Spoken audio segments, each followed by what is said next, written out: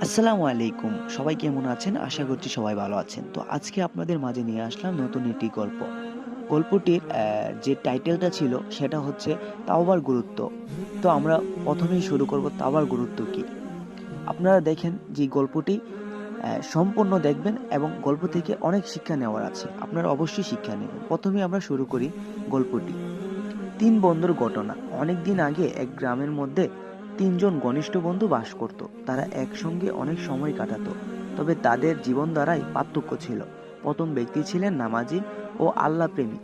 দ্বিতীয় ব্যক্তি ছিলেন গুনাহগার, তবে মাঝে মাঝে ভালো কাজ করতেন। তৃতীয় ব্যক্তি ছিলেন এমন, যিনি সবসময় গুনাহ করতেন এবং নিজের কাজ নিয়ে মোটেও অনুতপ্ত ছিলেন না।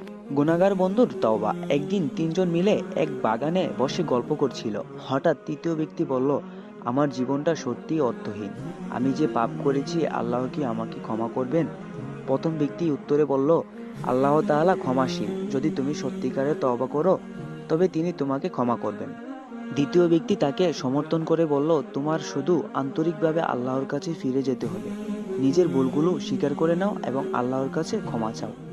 আল্লাহর রহমত। তৃতীয় ব্যক্তি গভীরভাবে চিন্তা করল এবং নিজের কৃত গুনাহের জন্য কান্না ভেঙে পড়ল।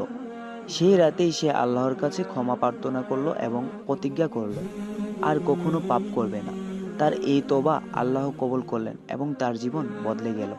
তো প্রিয় দর্শক, এই গল্প থেকে আমরা কি শিক্ষা পেলাম? আমরা এই গল্প থেকে শিক্ষা পেলাম, এই গল্প আমাদের শেখায় যে আল্লাহ তাআলা ক্ষমাশীল ও দয়ালু।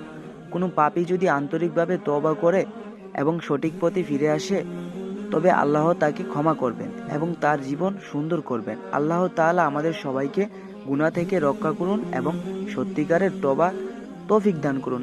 আমিন। এবং নতুন নতুন ভিডিও পেতে আমাদের চ্যানেলটি সাবস্ক্রাইব করুন এবং এরকম যদি গল্প আরও শুনতে চান তাহলে অবশ্যই কমেন্ট করে জানাবেন। ধন্যবাদ।